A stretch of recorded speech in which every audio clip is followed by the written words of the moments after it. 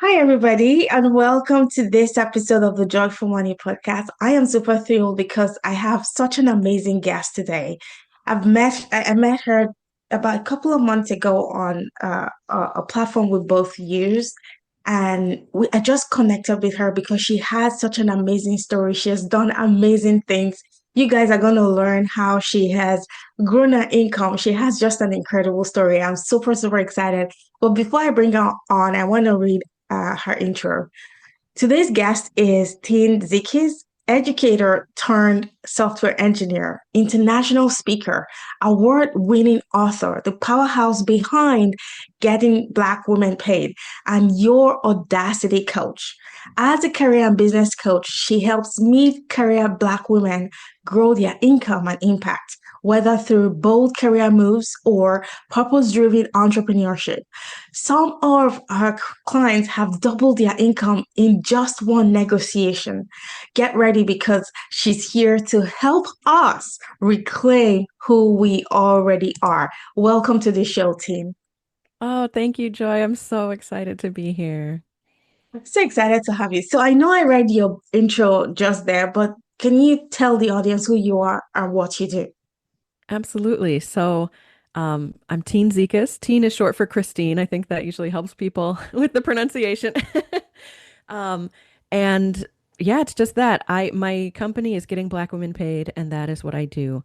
I am a career coach, so I help women navigate their careers through pivots, promotions, salary negotiation, and more recently, I've made my own pivot and really started working with women who are starting their own businesses as well.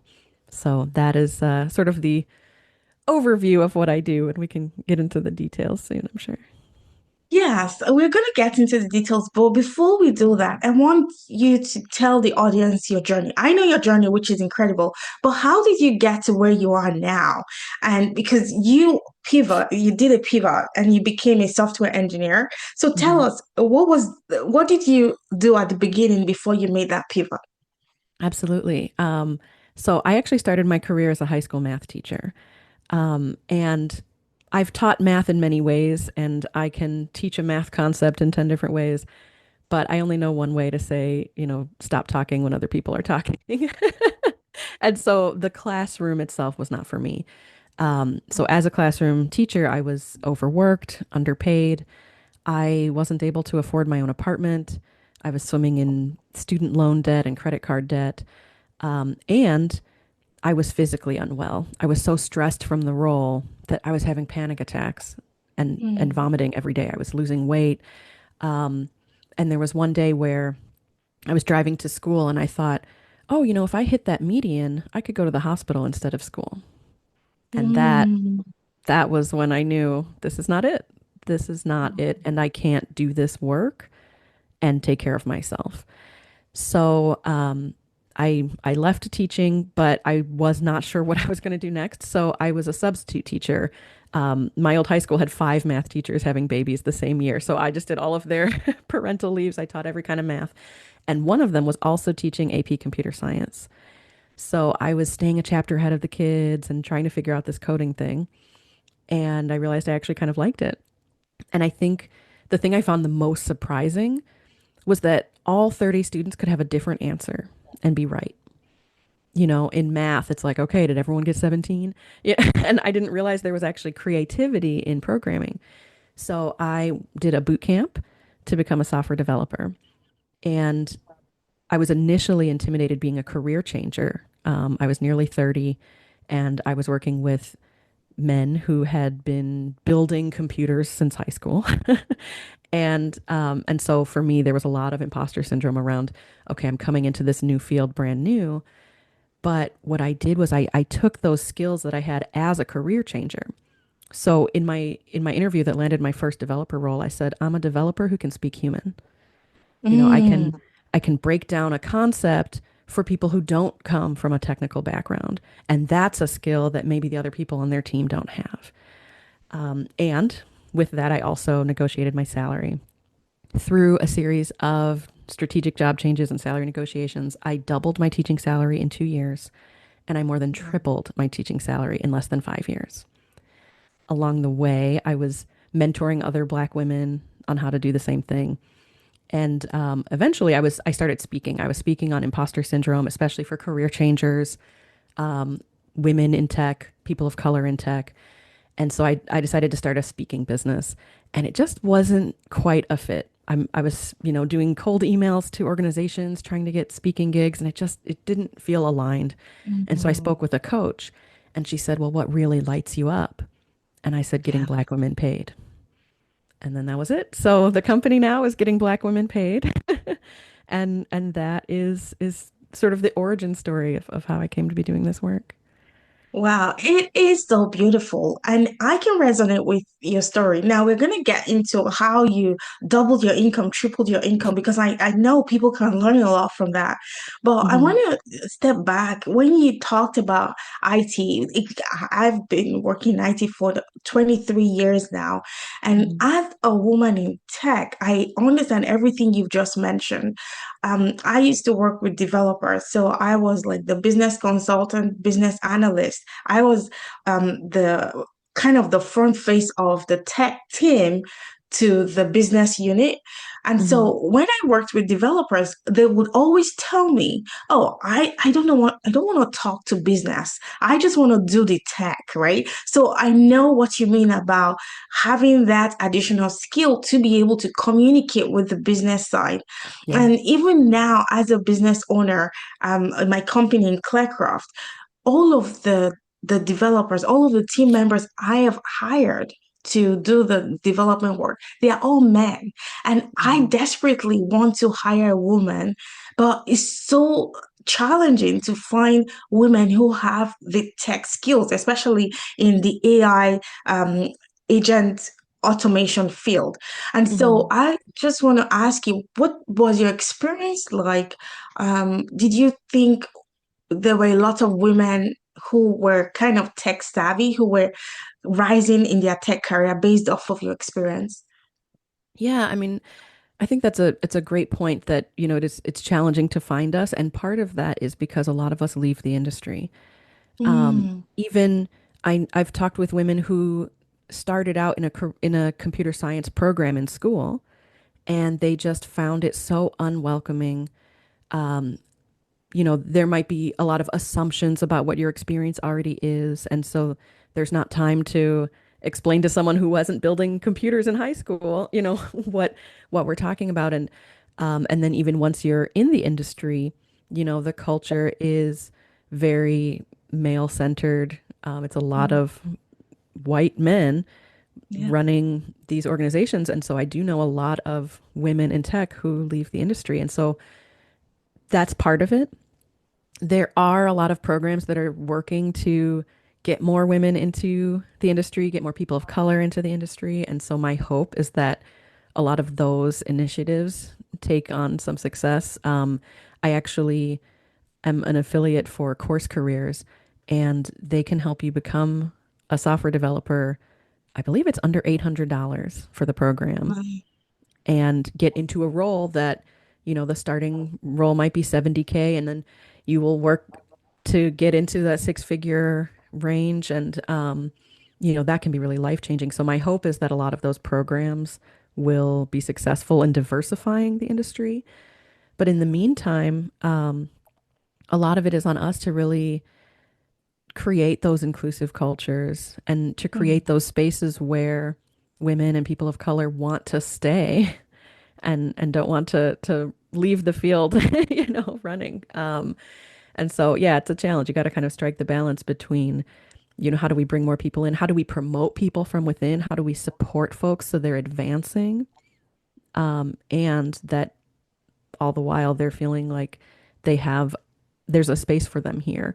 And, gosh, diversity in tech is so crucial. We've seen mm, things where, okay, this self-driving car doesn't recognize black people at night. Like we need diversity in every aspect of what we're building if we're going to be serving such diverse users. So it's a continuing issue, and I'm trying to do my little part as I can. Yeah, I can. What you say is really, really true. And before I make this comment, I want to ask, can you provide the affiliate link so I can add it to the show notes because I know that Absolutely. will be helpful to for people too. And to the point you just mentioned, like when I use my custom GPT and I ask it specific questions, usually I use it to create images. And when I Mhm. ask it to create images, it doesn't create black women images the same way as it does white women. So Yep. I can see in the way ChatGPT has been built that there is some bias. Like it's not like I am upset or angry, but I can pinpoint Yeah. how that systemic racism is feeding through ChatGPT, and I have to keep prompting it and say, no, do it this way. And I have to prompt it Hmm. so many times to give me the exact image of a black woman that I'm looking for. So Yeah. there's definitely work to be done. And saying that about ChatGPT, my experience in the industry when I was working for like big companies in the tech industry, my experience was great. Like all of my bosses were white men, but they were still helpful. They were teaching me stuff, and I could feel that they really, really wanted to help me, and they helped me to grow my career. So I just wanted to say that as well. Even though there is systemic racism, I want to say that in some companies, like they are great people. So I Hmm. hope that the everything continues to improve for everybody so that we create abundance well, which is what we all want, right? Yeah. Every single human being I talk to, they want to be able to create a life of abundance and freedom for their families, be able to live in amazing neighborhoods where there is no crime. So I feel like all of us humans, we have the same desire for success. And Yeah. so this conversation will help a lot of people. Now, I want Hmm. to go back to how you were able to double your income and triple your income. Tell us, how did that come about? And how did you have the audacity to ask for those raises? Because I know you're an audacity coach. So tell Yes. us how that happened. Oh, absolutely. So for my first role, I was very nervous that, coming into a new field, I wouldn't have the confidence to negotiate. But for me, it was the knowledge that I didn't want to find out that the white guy sitting next to me, who had the same experience as I did, was making more than me. And so that was what prompted me to negotiate every time. And it wasn't because I wasn't afraid. It wasn't because I wasn't kind of shaking and I didn't have to write down exactly what I was going to say. It was that I knew I needed to try. And, over time and over several negotiations, I did develop some strategies. Um, One is to really approach the conversation as a collaboration instead of Mm, me versus them, right? Me versus this organization is terrifying.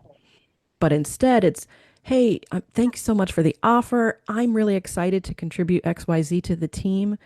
You know, According to my research, I was actually looking for more like this number. How can we work to get closer to that? And then if they can't come up on salary as much as you'd like, are there other creative ways we could make up for that? Maybe it's more paid time off. Maybe it's a stipend for your home office setup or tuition reimbursement. There was one time where I was applying for a job and I was 6 months pregnant. And in their policy, to get the full maternity leave benefits, you needed to be an employee for a year. And so, as mm, part of my negotiations, I said, can you waive that 1 year requirement for me? And they did. And so, I don't know how many dollars that cost them, but it was invaluable for me. They didn't mm. have to raise my salary, but I got an additional several weeks of full pay, right? Like that, and time with my kid. So you can get creative about, well, what's most important to me and what kinds of things can I negotiate if salary isn't as flexible as I'm hoping it will be. Yeah. Wow. So I have first-hand experience with this. So I was on a job. It was a contracting job, and I think it was like 250 an hour at the time.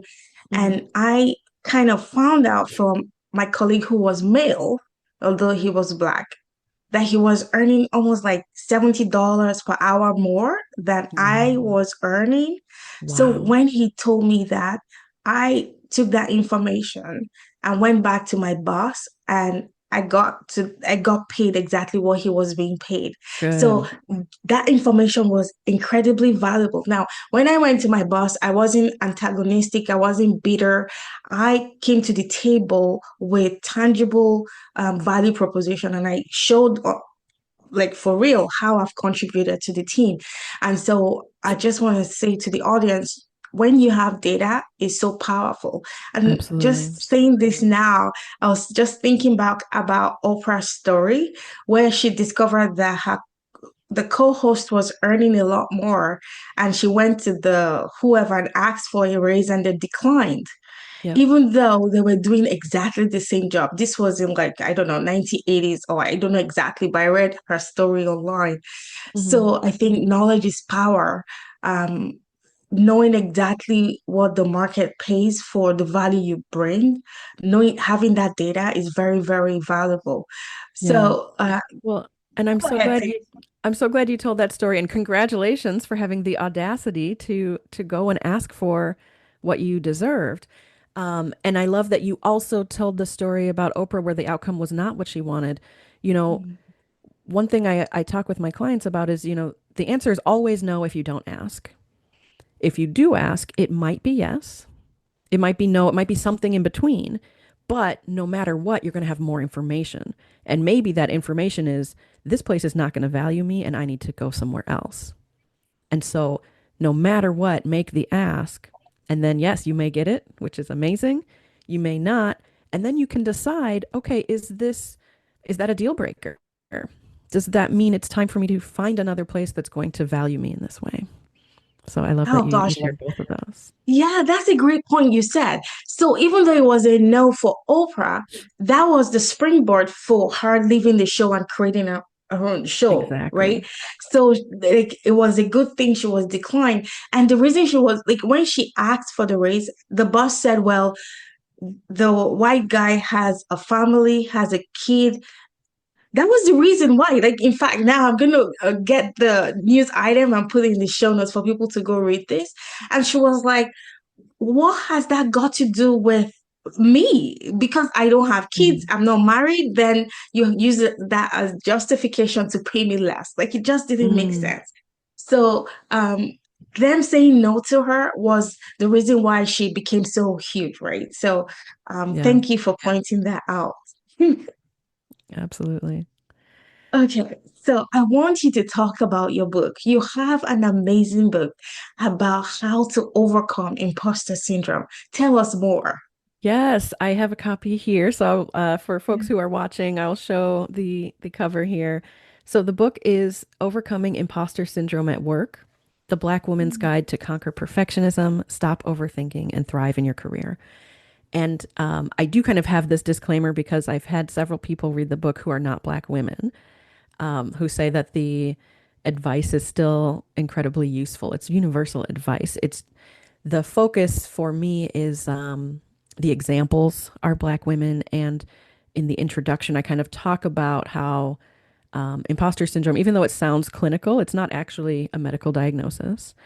And that, especially for women of color, there's not anything wrong with you. You're just observing the world, right? The world every day is telling you you don't belong. And so for you to Mm, internalize that message is not, oh, you're crazy, right? You have this syndrome. And so I talk about what I call imposter systems, which are the structural institutions that are designed to make us feel like we don't belong. And in the book, I'm not able to tear down the patriarchy and white supremacy and capitalism and all those things. So the idea is that in the meantime, while we're working on those bigger problems, you still need to live your life. You still need to move through your career in a way that serves you best. And so that's why the focus on the book is on what you can do and what we can do as a community.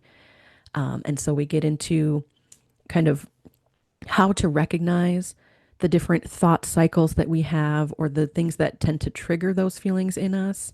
There's even a quiz to find out what kind of imposter syndrome you have that you can then use throughout the book as we explore now the strategies to overcome so that we can speed up that cycle, right? We're not going to completely eliminate imposter syndrome from our lives, but the more we can recognize it, when it starts to sneak up on us and then implement those strategies, we can have that turnover be quicker each time so that we're building our confidence in ourselves and moving forward.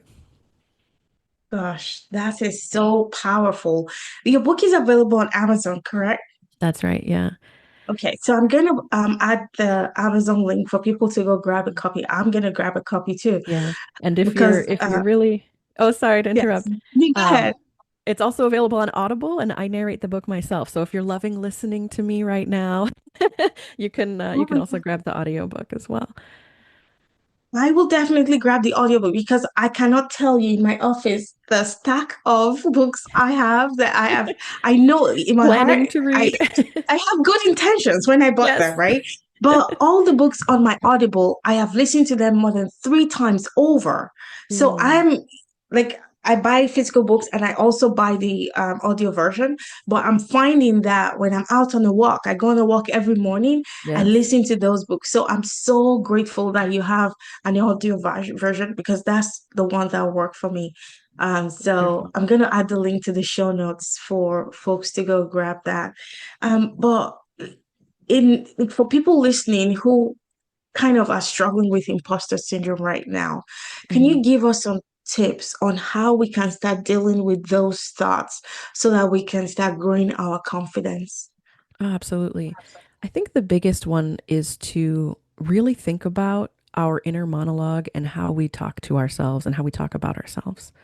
Because in general, we have very casual thoughts that are so incredibly mean that we would never say them to someone else. We would never say them to a friend, maybe even not an enemy, right? You know, the Mm. way we talk about ourselves. For instance, I don't consider myself a morning person. And there are times where I'm laying in bed too long because I'm on my phone. And the way that I berate myself for like, oh, you haven't gotten up yet. You're so lazy or, you're so this. And it's like, if you had a friend come to you and say, oh, I'm really struggling to get out of bed, what would you tell them? That's okay. You can do it. Here's the reasons to work towards that. You wouldn't say to them, "Oh, you're just such a lazy failure," right? And so I think the first strategy is to recognize how we talk to ourselves and try to interrupt those thoughts when we hear ourselves say something that we wouldn't say to someone that we wanted to hold in kindness, and then to work on interrupting that negative self-talk and replacing it with affirmations. I am worthy of love. I am worthy of understanding and care. And I am working on these things. I'm working towards these things. So I think the biggest thing is just working on that self-talk and how we treat ourselves. Yeah. Oh God, that's so beautiful. And when you talked about you're not a morning person and if you're not getting up on time and your brain tries to tell you you're lazy, I Mhm. almost wanted to respond back to your brain to say, you're right. And then she wrote a book, right? Exactly. Yes, and that's actually another one of the strategies is to list out your accomplishments and to really go back and revisit those and be like, yeah, I did that. Right? And Yeah. to give yourself kind of the receipts that no, I've accomplished Mm. tons of things through my effort and talents, not because Yeah. of luck, not because, oh, I just stumbled into this and I don't really deserve to be here. No, you've done so many incredible things. Wow. I love this so much. So tell us about the work you're doing right now with women. Because I know you have an incredible program where you help women. So I want you to tell us in your own words about your program and how people can work with you. Absolutely. So, a lot of my work right now is one-on-one. And again, as basically since the 2024 election, every Black woman I talk to wants to start her own business. Even if we're on a conversation about career advancement, she'll throw some aside like, "Oh, until I'm doing my own thing." And I'm like, "Let's talk about that," right? So a lot of my focus right now has been on those early entrepreneurs, especially folks who maybe are working full time and trying to build out a side business and really figuring out, well, first doing that mindset work, right? That attacking that imposter syndrome, and then really figuring out who am I serving? What problem am I solving? how do I do the market research to make sure that I'm really speaking directly to their pain points, directly to the results they want to get? And then how do I launch, my first offer? So that's what I'm really working with women on. And I've also found that, you know, one-on-one coaching is a big investment. And a lot of folks especially in this time are feeling really uncertain about, the stability of their paycheck and things like that. And so people are nervous to invest. And so one of the ways I've tried to sort of lower the bar to entry is I started a program called Pocket Coaching with Tine. And it's instead of the like one-on-one Zoom calls, it's actually access to me through Slack. And so you can send a message or a voice note, and I'll get back to you usually within a business day. And it's on anything you want, right? So maybe it's, hey, I found a job description and it's a little different than what I've been looking for. Can you look at my resume and see, what kinds of adjustments I should make? Or it's, I need some weekly accountability while I'm building out my business. Can you check in with me every Tuesday and see how I'm doing on my goals and see what's shifted, right? And so it's a lot of that one-on-one attention, but it's a more affordable, like it's a monthly subscription. It's 197 a month to have that access to me. And right now, what I'm doing, especially for folks who I haven't worked with in the past, is I'm also including a one-on-one session in the beginning so we can really nail down what are your goals, what are your challenges, what ways do you thrive in terms of accountability and things like that. How can we work together in this space to support you on that project? Wow, that's incredible. And I think so many people will find value in that. So then the best way for people to get started, like, is it to reach out to you on Instagram first, or do you have a link to the sign up? Sure, I have a link. It's gettingblackwomenpaid.com/pocket, and that's where you can read more about it and you can sign up there. I also do discovery calls for folks who are maybe not sure whether one-on-one coaching is something they need, or who just want to get an idea of like what steps even should I be taking next. A lot of the women I talk with don't know what business they want to start or don't know like what exactly the goal is. So I'd love to offer your audience a complimentary discovery call with me. And for that, they can go to gettingblackwomenpaid.com/schedule. Fantastic. So, folks, I'm going to have all of those links in the show notes. Like, you've been so gracious, Dean, and I know this conversation will help so many people. And even your journey of going from where you used to be to where you are now is so inspiring. And I know it's going to encourage a lot of people. Mhm. Dean, I know you have two kids. How do you manage it all? Oh my goodness. Yes, I have two young kids. My daughter is 7 and my son is 5. And Wow. I will say I could not do it without my spouse. Mm, My husband is a full-time dad and he watches the kids while I work, which is wow. not something that that most people have the luxury of. Um, but for us, that works right now. Actually, as of yesterday, the kids are finally both in full day school. So he might start working, during the day. Um, but for us, that has been really just a blessing. He used to do work that he didn't enjoy. Mm, He saved up a year's salary and quit. And that was during the time that I was in my boot camp. And so by the time he had kind of gone through that like year's worth of savings, I was working as an engineer making more than what both of us had been making before combined. And it was like, well, do wow. you want to go back to work or we're about to have this kid? Like, Mm, do you want to take a job that's just going to pay for childcare or do you want to be the one mm, with the kids? So we were so blessed to be able to have that opportunity. That said, it's still a balancing act. yeah. I have a full-time job in addition to the business, and I've got these kids, and a lot of it is about balancing your schedule, prioritizing, trying to make sure you're working on the things that are the most important. And then for me, I have a hard stop at 5 o'clock because I want to spend Mm, time with my kids.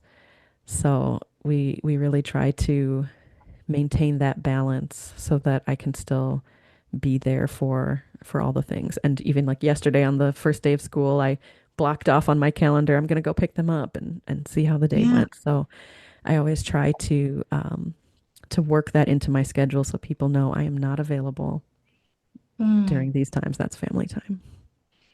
Yeah. And like, at the end of the day, that's the reason why we do what we do, right? To give Exactly. our families an amazing life.